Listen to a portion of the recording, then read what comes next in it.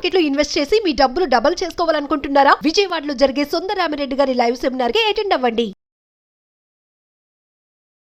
నమస్కారం అలగరి రవీంద్రనాథ్ గారు. నమస్తే అండి శ్రీ గారు.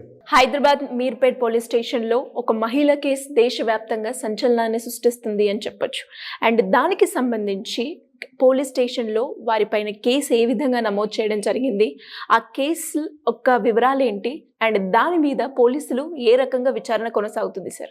మీర్పేట వెంకటేశ్వర కాలనీలో జరిగినటువంటి ఏదైతే సంఘటన ఉందో ఇటీవల గడిచిన ఒక 3 డేస్గా బాగా కంప్లీట్గా వైరల్ అవుతుంది. దానికి సంబంధించినటువంటి ఒక ఇన్ఫర్మేషన్ అంటే తన భార్యని తనే చంపాడని పుట్ట గురుమూర్తి అనే వ్యక్తి తన భార్య అయినటువంటి పుట్ట వెంకటమాధవి గారిని పూర్తిగా అత్యంత కర్కశంగా అత్యంత హేయంగా దారుణంగా ఖండఖండాలుగా నరికేసి తరువాత దాన్ని కుక్కర్లో పెట్టి ఉడికించేసి ఆ శరీర భాగాల్ని తర్వాత దగ్గరగా ఉన్నటువంటి మీర్పేట చెరువులో ఆ యొక్క శరీర భాగాల్ని తను పడవేసినట్టుగా కూడా చెప్పడం జరుగుతోంది. అయితే దీనికి సంబంధించి పూర్తి విచారణలో జరుగుతోంది అని దీనికి సంబంధించిన ఇన్ఫర్మేషన్. అయితే మనకు అందిన ఇన్ఫర్మేషన్ వరకు మన మీడియా కథనాలు అన్నవి పూర్తి చాలా వరకు స్పెక్యులేషన్ జరుగుతున్నాయి.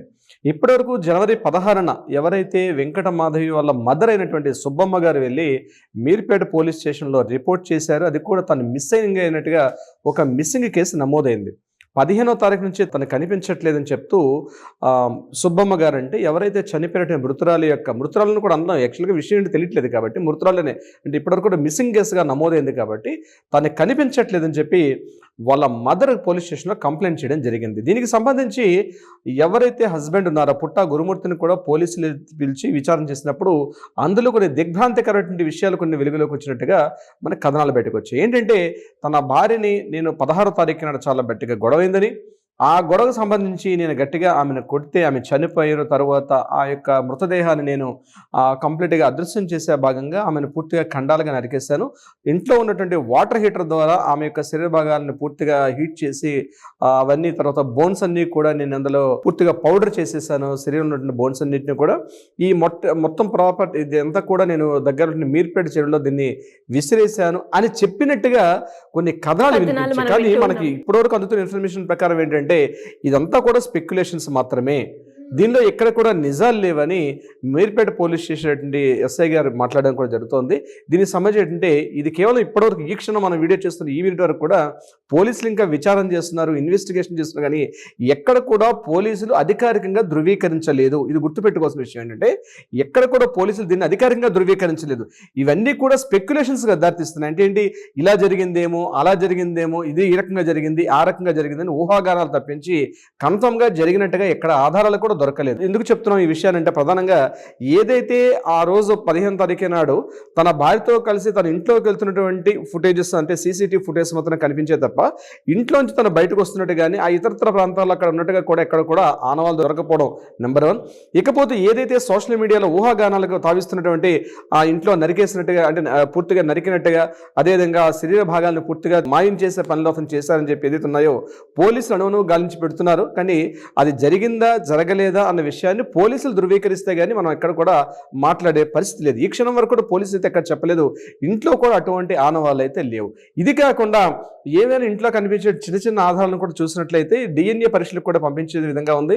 అంటే పిల్లల యొక్క శాంపిల్స్ తీసుకొని డిఎన్ఏ టెస్ట్ కూడా పంపించేటట్టుగా తెలుస్తుంది. కానీ బహుశా అధికారికంగా మనకైతే ఈ ప్రకటన జరగలేదు. ఏదేమైనప్పటికీ కూడా మరి ఎందుకు ఈ రకంగానే మాట్లాడడం జరిగింది, చనిపోయిన వెంకటమాధవి యొక్క హస్బెండ్ ఎవరైతే ఉన్నారో ఈ పుట్ట గురుమూర్తి అన్న పర్సన్ అతను కూడా 2-3 రకాలుగా వెర్షన్స్ చెప్పారని అదేవిధంగా పోలీసులుగా సవాలు విసిరారని కూడా సందర్భాల్లో చెప్పడం జరుగుతుంది. ఇక్కడ మనకి ఏంటంటే ఇక్కడ లీగల్ పరంగా మనం మాట్లాడుకున్నట్లయితే ఏదైనా ఒక సంఘటన జరిగింది అంటే ఆ సంఘటన సంబంధించిన సాక్ష్యాన్ని ఖచ్చితంగా ప్రవేశపెట్టాల్సిన అవసరం ఉంటుంది. సో సాక్ష్యం అనేది కంపల్సరీ ఇంపార్టెంట్. అంటే అది సాక్ష్యాలు లేటప్పుడు మనం కోర్టులో ప్రొడ్యూస్ చేసేటప్పుడు క్రిమినల్ కేసులో ఏంటంటే ఇప్పటివరకు మిస్సింగ్ కేసుగా నమోదైంది. కానీ క్రిమినల్ కేసుగా నమోదైనప్పుడు ఖచ్చితంగా సాక్ష్యాధారాలను కోర్టులో ప్రవేశపెట్టాల్సిన అవసరం అయితే ఉంటుంది. అంటే నేను తనకు తానుగా నేను చేశానని చెప్పి నేరస్తుడు అంగీకరించినప్పుడు కూడా నేరం చేసినట్టు సంబంధించి దానికి ఏదైనా ఆధారం చూపించాల్సిన అవసరం అయితే ఉంటుంది. అంటే తను వాడినటువంటి ఉపయోగించినటువంటి వస్తువులు కానీ పరికరాలు కానీ కానీ ఆయుధాలు కానీ అదేవిధంగా ఏమైనా మిస్ అయినట్టయితే ఆ యొక్క శరీర పార్ట్స్ కానీ డిఎన్ఏ కానీ ఇవన్నీ ఎంతో పూర్తిగా కూలంకుషంగా పోలీసులు ఎంక్వైరీ చేస్తారు దీనికి సంబంధించి. అంటే వితౌట్ ఎనీ ఎవిడెన్స్ మర్డర్ జరిగినప్పుడు కూడా అక్కడ ఆధారం ఉన్నది లేకపోతే చాలా ఇబ్బంది. దీని మీద ఎన్ని రకాలుగా చేసినప్పుడు కూడా క్రిమినల్స్ రకరకాల ఎత్తుగళ్ళు వేస్తారు. అంటే అటువంటి మర్డర్స్ చేసేటప్పుడు మృతదేహాలను పూర్తిగా మాయం చేసేస్తే అయిపోతుందని, లేదా బాయిల్ చేసేస్తే అయిపోతుంది, అక్కడ ఆ కారపొడి చల్లితే పూర్తిగా స్నిఫర్ డాగ్స్ కూడా ఐడెంటిటీ రకరకాలుగా చేస్తుంటారు. కానీ గుర్తుపెట్టుకోవాల్సింది ఈ రోజు ఉన్నటువంటి టెక్నాలజీ ప్రపంచంలో ఏ రకమైన ప్రయత్నాలు 100కి 110% నేను చెప్తున్నాను, తప్పించుకోవడం అనేది హైలీ ఇంపాసిబుల్. ఒకవేళ సంఘటన నిజంగా జరిగినట్లయితే ఆ సంఘటన నుంచి నేరస్తులు అనే వాళ్ళు తప్పించుకోవడం హైలీ ఇంపాసిబుల్. అనేక వందల వేల కేసుల్లో ఇది మనకి తీర్పు కూడా రావడం జరిగింది. దీనికి సంబంధించి ఎన్నోసార్లు అనుకుంటారు మేము చాలా మేధావులం అని, కానీ నేరస్తుడు అనేవాడు ఎక్కడో ఒక దగ్గర తప్పు చేస్తాడో ఆ తప్పుని ఆధారం చేసుకుని పూర్తిగా క్లూస్ టీం వెళ్ళి దాన్ని కంప్లీట్గా ఎంక్వైరీ చేసేటప్పుడు దాని యొక్క పూర్తిగా డీటెయిల్స్ కూడా వస్తాయి. ఈ కేసుకు సంబంధించి ఇప్పటివరకు జరుగుతున్న అన్ని కూడా రకరకాల ఊహాగానాలు, ఇలా జరిగి ఉంది అలా జరిగి ఉంది అని తప్పించి ఏదైతే వార్తా కథనాలు వినిపిస్తున్నాయో ఇప్పటివరకు కూడా అధికారికంగా ఇక్కడ కూడా పోలీసులు కన్ఫర్మేషన్ చేయట్లేదు. అయితే ఈ సంఘటన జరిగింది ఇప్పుడు నిజంగా మిస్ అయిందా లేకపోతే హత్య గావించబడిందా అన్న కోణంలో పోలీసులు చాలా రకాలుగా ఇన్వెస్టిగేషన్ చేస్తున్నారు. కాబట్టి దాన్ని కూడా వాళ్ళు బయటకు రివీల్ చేయట్లేదు. ఎందుకంటే ఈ యొక్క కేసు యొక్క ఇన్వెస్టిగేషన్ యొక్క విచారణ కానీ లేదా ఇన్వెస్టిగేషన్ కానీ బయట పెట్టినట్లయితే తప్పనిగా సాక్ష్యాధారాలు కూడా రూపుమాపే అవకాశం ఉంటుంది. ఎందుకంటే ఇందులో ఒకరు పార్టిసిపేట్ చేశారా, గ్రూప్ ఆఫ్ పీపుల్ ఎవరైనా పార్టిసిపేట్ చేశారా అన్న కోణంలో కూడా పోలీసు ఇన్వెస్టిగేషన్ చేస్తారు. ఎందుకంటే ఈచ్ అండ్ ఎవ్రీ పార్ట్ కూడా ఇంపార్టెంట్ కాబట్టి. సో ఈ కేసుకు సంబంధించి అనేక రకాల కోణాలకు ఇంకా పోలీసు ఇంటర్గేషన్లో విచారణ అవుతుంది. కాబట్టి investigations team, clues team, sniffer dogs, DNA test, laboratory టెస్ట్లు అన్ని కూడా ఉన్నాయి. కాబట్టి ఖచ్చితంగా ఇప్పుడు ఆ మహిళ అదృశ్యమైందా లేదా ఆ మహిళ అదృశ్యమైపోయి హత్య గావించబడిందా అనే విషయం మీద రకరకాలుగా స్పెక్యులేషన్ జరుగుతున్నాయి. కానీ మనకు అధికారంగా అందిన ఇన్ఫర్మేషన్ ప్రకారం దయచేసి మీడియాలో ఇప్పుడు ఈ క్షణం వరకు కూడా ఎక్కడ కూడా ఇన్ఫర్మేషన్ రాలేదు. ఆ మీర్పేట జరిగిన హత్య ఉదంతానికి సంబంధించి అది హత్య జరిగిందా లేదా ఆమె మిస్ కావబడిందా, లేకపోతే ఆ మహిళ ఉందా, ఆ మహిళ చనిపోయిందా ఎవరైనా చంపారా, ఏ రకంగా చంపారు, దానిలో ఇతని యొక్క ప్రధాన పాత్ర ఉందా, ఎవరు ఈ పుట్ట గురుమూర్తి అనే వ్యక్తే ప్రధాన కారకుడా, అతను సింగిల్ గా చేశాడా, గ్రూప్ ఆఫ్ యాక్టివిటీస్ చేశారా, దానికి బలమైన కారణాలు ఏమున్నాయి. మనకి యాక్చువల్గా వార్తా కథనాల ప్రకారం ఏం తెలుస్తుందంటే అతను ఆల్రెడీ ఒక అనైతిక వివాహిత ఒక సంబంధం ఏదో పెట్టుకున్నట్టుగా ఒక ఇల్లీగల్ అఫేర్ వేరే ఆమె ఉంది. కాబట్టి దానివల్ల ఇలా చేశారని చెప్తున్నారు తప్పించి పోలీసులు ఎక్కడ కూడా మనకు అధికారికంగా ఈ ఇన్ఫర్మేషన్ అయితే ఎక్కడ మనకి తెలియపరచట్లేదు దీనికి సంబంధించి. అయితే ఏదేమైనప్పుడు కూడా చివరిగా ఏంటంటే ఆ మిస్సింగ్ కేసుని ఛేదించాల్సిన బాధ్యత పూర్తిగా పోలీసుల చేతుల్లో అయితే ఉంటుంది.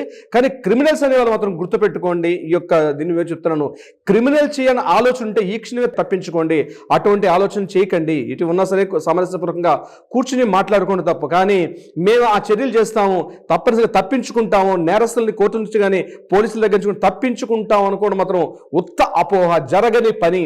100కి 200% ఖచ్చితంగా దొరికిపోతారు. నేరస్తుడు అనేవాడు చట్టం సంఖ్యల నుంచి కానీ లేకపోతే సాక్ష్యాలను రూపుమాపు చేయాలి, టెక్నాలజీ మా దగ్గర ఉందనుకుంటే కుదరని పని. ఏ రకంగా చేసినా ఏదో రకం ఈ రోజు కాకపోతే రేపు 10 days ఉన్నా మనకున్నటువంటి పోలీస్ యంత్రాంగం అద్భుతమైన పోలీస్ యంత్రాంగం ఉంది, టెక్నాలజీ అద్భుతంగా ఉంది.